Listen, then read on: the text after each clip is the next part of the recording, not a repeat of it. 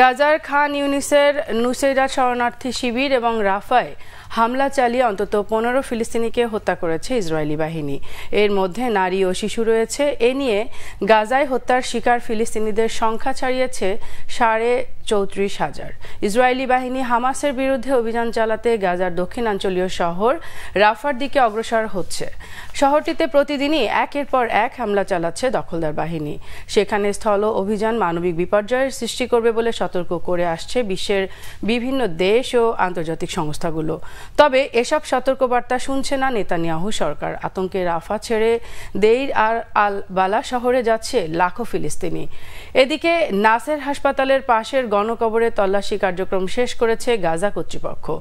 এখন তারা সঠিক তদন্তের মাধ্যমে ইসরায়েলি যুদ্ধাপরাধের বিচার আশা করছে। অন্যদিকে লোহিত সাগরে যুক্তরাজ্যের একটি তেলবাহী জাহাজে মিসাইল হামলা চালিয়েছে ইয়েমেনের হুতি বিদ্রোহীরা। তবে জাহাজটিতে সামান্য ক্ষতি হয়েছে বলে দাবি মার্কিন সেন্ট্রাল কমান্ডের।